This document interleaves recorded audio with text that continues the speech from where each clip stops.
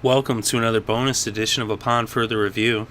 Upon further review, And in this edition, we'll be talking about the Oakland Raiders at the Cleveland Browns. And you can catch this Week 8 matchup on October 26th at 4:20 p.m. Eastern Time. And that'll be aired on your local CBS affiliates. So the Raiders come into this game winless with a record of 0-6, and the Browns are 3-3. The Raiders, first they lost in New York to the Jets, then they lost at home to the Texans, then they went to New England and lost to the Patriots, then they hosted the Dolphins and they lost at home against Miami, and then they hosted the Chargers and they lost that one. They almost won it. It was a 3-point game. It was the closest they've come to winning a game this season, other than maybe week 1 against the Jets where they lost by 5. And then last week, they hosted the Cardinals, and they lost that game by 11. And now they've got to go to Cleveland. And the Cleveland Browns are coming off of a loss to the Jacksonville Jaguars, but that doesn't mean they're going to give up a win to the Raiders. If you, for those of you thinking like, oh yeah, well, hey, the Jacksonville beat them, maybe Oakland can beat them. No, that's not happening. Cleveland lost in week 1 to Pittsburgh by just a field goal. If they had won that game, they would have swept the season series against the Steelers. Just 3 points is all they needed to tie that one up. It was a heartbreaking loss for Cleveland fans, as that field goal at the end. They'd come all the way back.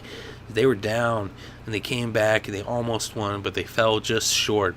But then the next week in week 2 against the Saints, they got the win, an impressive victory. They beat the Saints by just 2 points there in the dog pound in Cleveland. But then the next week, the Ravens came into town, and the Ravens beat them by 2 points. So right there, they could have been 3-0 if it wasn't for just 5 points. 2-point loss to the Ravens, 3-point loss to the Steelers. Then after the bye, they went to Tennessee and they came back. They were down 25 points. They scored 26 unanswered points, and they won by 1 as they beat Tennessee in Tennessee 29-28. A very impressive and motivational victory for Cleveland. Of course, if you're Tennessee, that was heartbreaking, but if you're a Cleveland fan, you were loving it. And then in week 6, they got their revenge against the Steelers in Cleveland. They beat Pittsburgh, and they beat them by 3 touchdowns.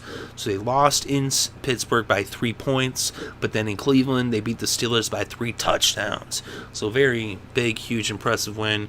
They were riding high, but then they go to Jacksonville, and they just got whooped by the Jaguars. That being said, though, and a lot of people might want to be like, oh, like everybody was riding high on the Browns after they beat the Steelers, but now after they lost to Jacksonville, everybody's going to go back down to trashing them. But let me tell you something, Jacksonville is a much better team than people give them credit for, even though they're just 1-6, and it's, not a shocker that Jacksonville won that game. And it doesn't really detract from who Cleveland is and how good they are. They're still a good team regardless. Sometimes these things happen, It's a long season, even though it's also a short season. But, in the season, 16 games, any team can win, and you got to bring your A game week in, week out.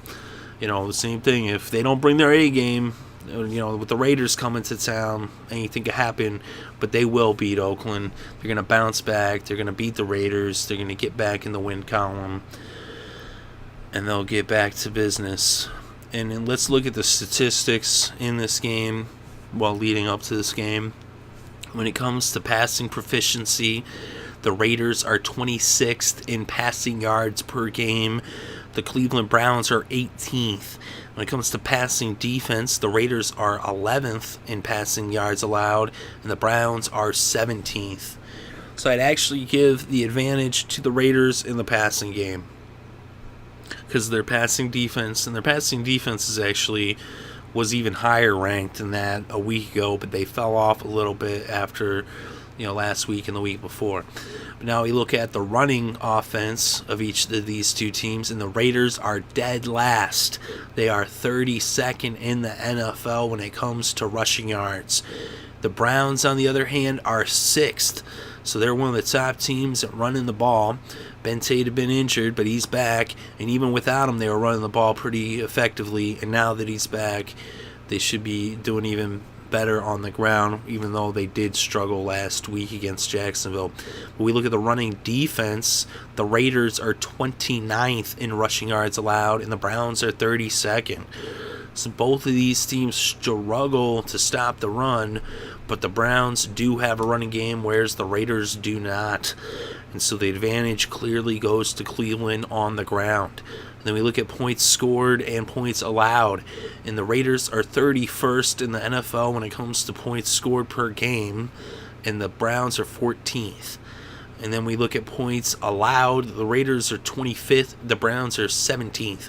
So the clear advantage when it comes to the scoreboard goes to the Cleveland Browns. The Raiders struggle to put points on the scoreboard, and they're not very good at all when it comes to stopping other teams from getting in the end zone. The Browns are middle of the road when it comes to putting up points and stopping teams, but that's all they're going to need to be when it comes to facing the Raiders. And this one's in Cleveland, and the Browns shouldn't have too much of a problem. Is they're going to be able to run the ball. That's what they do. That's their whole game, is just running the ball, pounding it in the trenches. And that's what they're going to do on Sunday against the Raiders. And we actually look at these teams, and when it comes to injuries, it's no wonder that the Raiders have not won a game when they are so banged up. They have so many injuries. You know, they've got Asbury, Brown, McGill, Woodley, and Young are all out for this game. So it's a couple, 3 players on their defense that aren't playing, and that's not a good thing.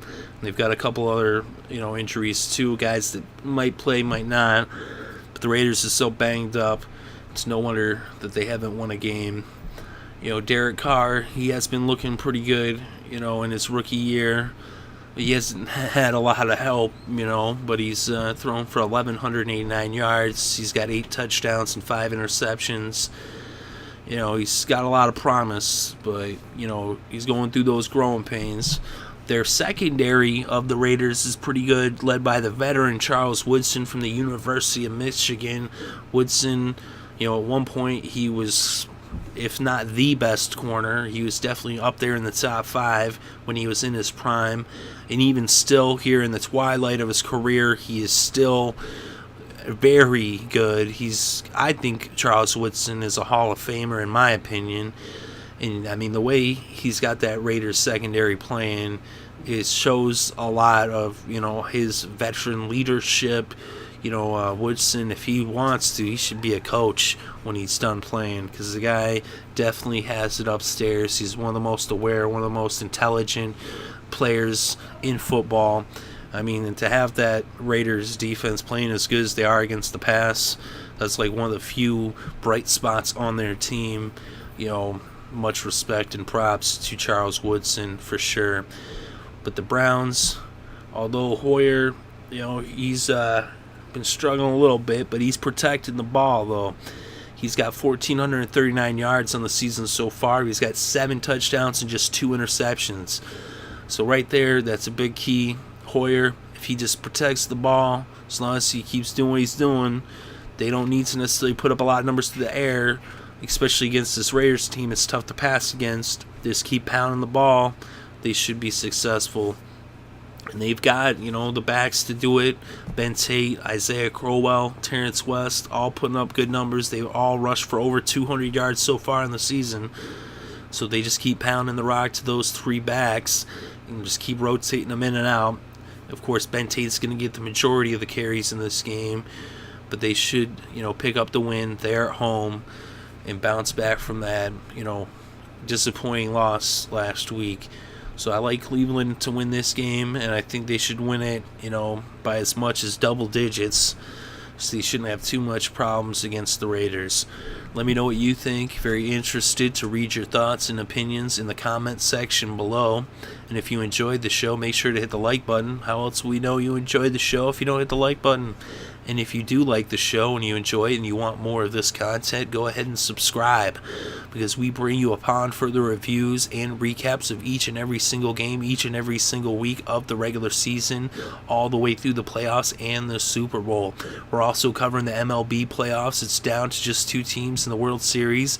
You can go and look back at our recaps to see how we got to this point in the baseball playoffs, as we started with the wild card, and now, like as I said, we're just down to the the final two with the Royals and the Giants. It's been a great baseball playoffs, very exciting and entertaining for sure.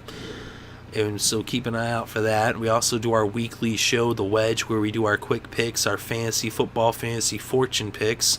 We also do the weekly rewind of the week that was, where we go over our picks from the week before and also the top stat lines and the top fantasy performers from the week before. And we also do our upon further review for the Thursday night game. We try to get that up as early as Tuesday, usually like Wednesday, and at the latest Thursday. We got up a little late this week. Fell a little bit behind, being caught up with the baseball playoffs, and that kind of threw us a little back, with all the work. It's a lot more going on behind the scenes than it might appear. I know it looks like as if it's just the easy thing to do, but it is very time consuming. But we love to do it. We love sports, and that's why we do it. So make sure to keep an eye out for all of that. And we're also covering college football. Because of the baseball playoffs, haven't been able to have the time to spend as much on the college football. I have been watching, just haven't been able to put in the effort to do the reviews, just haven't had the time.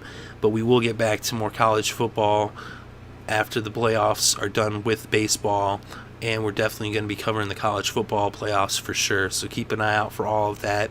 And thank you very much for listening. It is greatly appreciated. I hope you're having a good day and a great weekend, and enjoy all of the sports.